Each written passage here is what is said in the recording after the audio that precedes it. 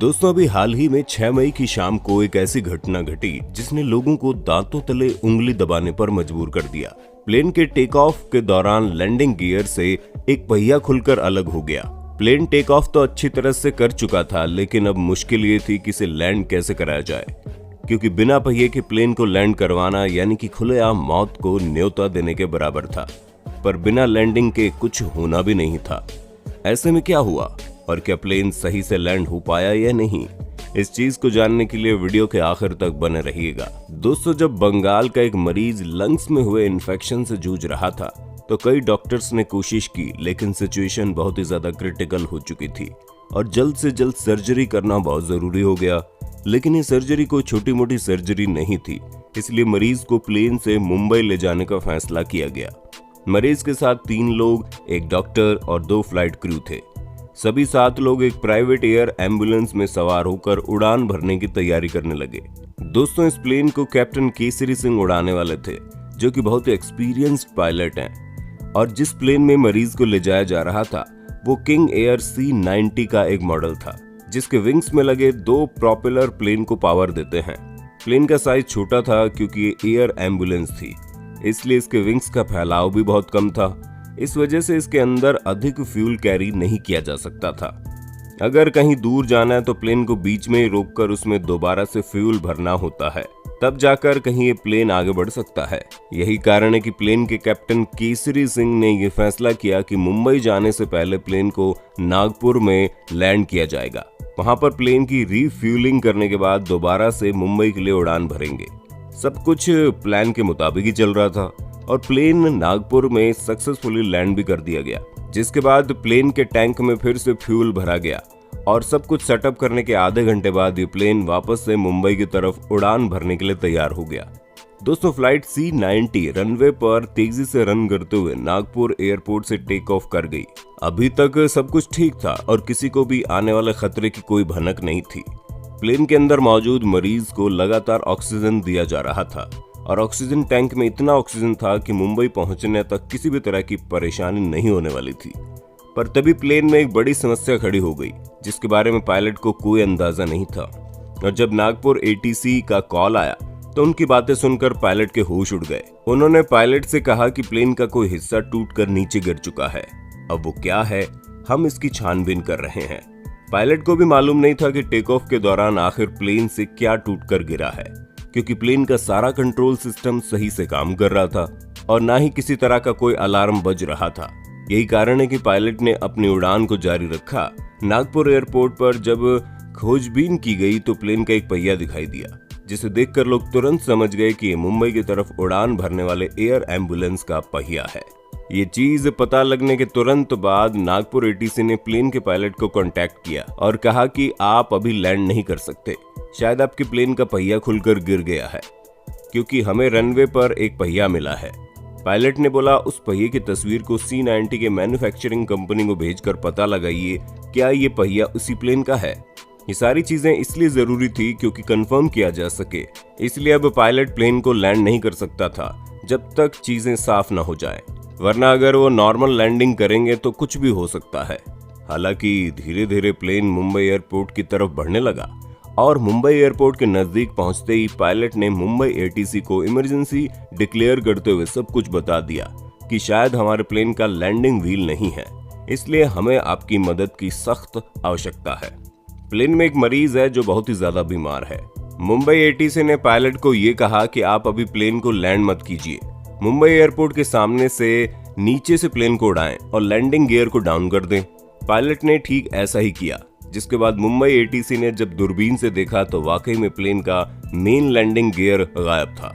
जिसके बाद खुद उन्होंने प्लेन के पायलट को ये बात कंफर्म की कि आपके प्लेन का लैंडिंग गियर नहीं है, इसलिए अब आप लैंडिंग नहीं कर सकते। ये बात सुनकर पायलट बुरी तरह से दंग रह गए और उन्हें समझ में आ गया था कि अब उन्हें बैले लैंडिंग करनी पड़ेगी।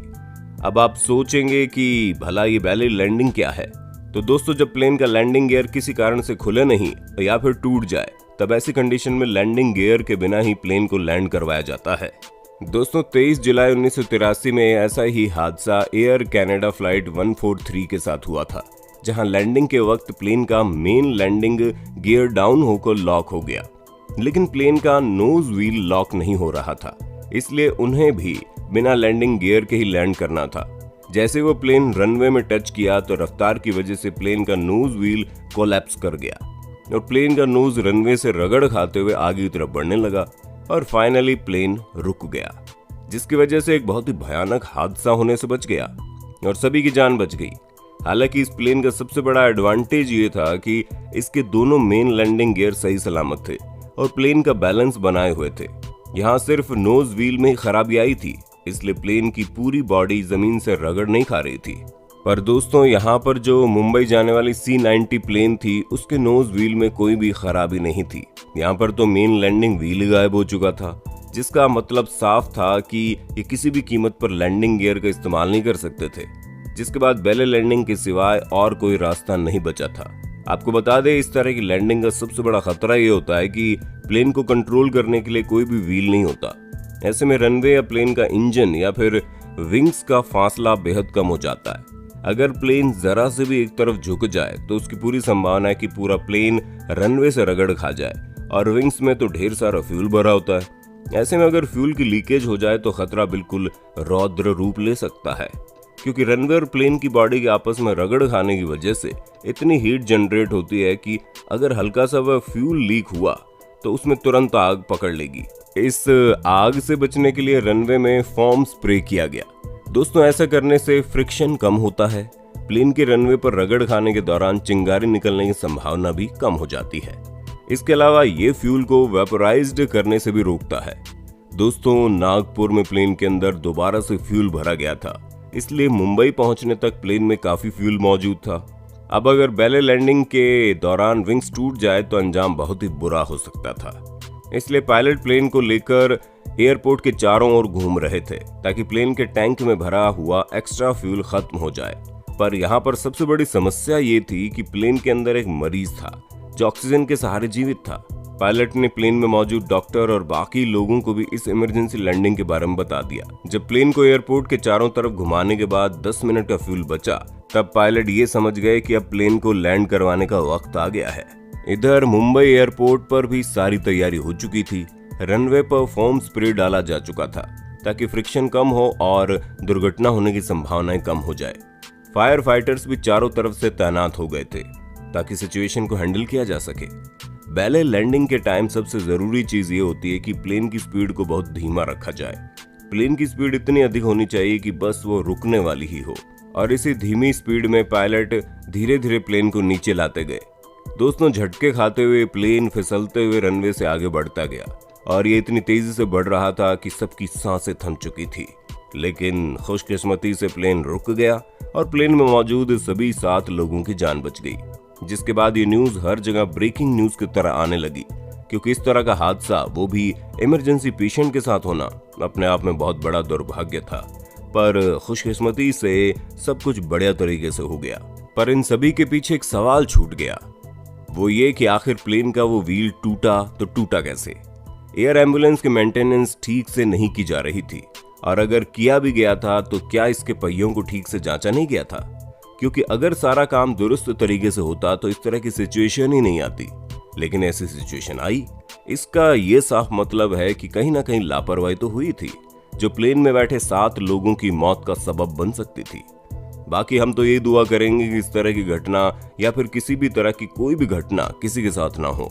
अब आपका इस प्लेन लैंडिंग के बारे में क्या कहना है, और क्या आपको इस केस के बारे में मालूम था?